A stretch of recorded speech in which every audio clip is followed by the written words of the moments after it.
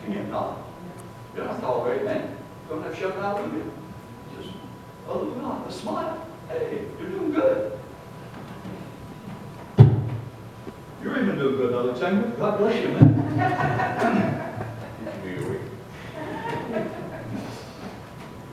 So, go a little further. Now, it's a good thing we did get up early, isn't it? I mean, I got up here early. Watch. Watch goes so much faster up here than it does down there. I don't know what there is about that. I want us to just take a look down at the piece. I'm circling the runway, looking for a place to land, but it's foggy. So you'll have to pray for the fog to lift. And we see the ceasing for Jesus, the piece of going a little further, the ceasing of the battle. Because what did he say? He came to his disciples and said, okay, the time has come, let's go. And what it meant going to the cross. I think that's where the victory and the peace came and made the cross that much easier for him, because he was reconciled to what needed to be done as a result of preparing his heart in prayer and willingness to go a little further. And so he said, let us be going. And when we are prepared to go a little further, we had tremendous disunity during those early days. But when everybody got 100% behind the purpose and understood the purpose and the cause and the call and all the rest to the number one most important thing, that brought together people in unity. I think I said this yesterday, but we had several different factions, and I'm sure there were fighting factions, people from all kinds of different backgrounds, because everybody was unified behind what the real purpose and cause was. You never get unity by looking for unity. Unity always comes as a byproduct of something else. Whenever you try to get unity by looking for unity, everybody wants unity on their own terms. They want it the way they want it. But when you get focused on the most important thing, that subverts our desires and the things that we think should bring about unity. And the end is that unity comes. Then we see the ceasing of the battle and the commencing of the blessing. Now, all I'm going to say about that, once we got through all this, the church took off, and it grew like no other church in Atlantic Canada. And I'm just saying that to the glory of God, saying that can happen when we get unified behind the purpose of God, when we are prepared to pay the price, when we are willing to go a little further. And so, I'm trying to come to a close here.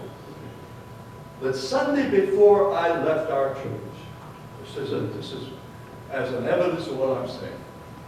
On that Sunday, we baptized 101 people who had received Christ as their Savior. Now, I'm telling you what, celebration. I mean, you would have thought we were Pentecostal, which we're not. But I mean, the people were crying and rejoicing, and because of what this represented, the transform isn't. So let me ask you, don't you think that makes it worthwhile to go a little further?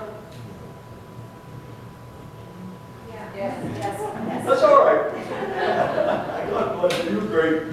And I can tell by this smile, most of you are with me. I don't know if I dare say all of you are with me. But listen, but it doesn't take everybody. It just takes some people who are willing. You know, I remember a great pastor of a church that I interviewed, and he said, look, you've got to go with the people who will go with you. And I sense there's enough people who are willing to go for it here that we can see great things happen to the glory of God. Now, the fog is lifted. I'm coming in for a landing. Be encouraged.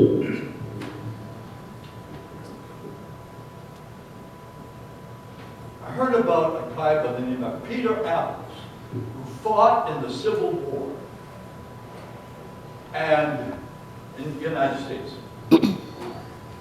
And so I don't know what side he was on, but his company of soldiers that he was a part of were given the command to advance they started to advance, but the enemy was too much for them. And so they were given the command to retreat. But Peter Apples wasn't the retreating kind. He was the go a little further kind. And somehow or another he kept going, even though everybody else retreated. And he got across no man's land without getting killed, got over to where the enemy soldiers were all lined up in a trench. He jumped down in the trench. He made contact with the first enemy soldier he saw, knocked him out cold, threw him up on the ground, put the enemy soldier over his shoulder, and headed back across no man's land to where his own commanding officer was, with all the enemy guns pointed at him, but they didn't dare to shoot because they're afraid they'd shoot their own man. Now, I don't know how fast your imagination can work, but you just think of that. He gets over there, and he throws that enemy soldier down in front of the commanding officer.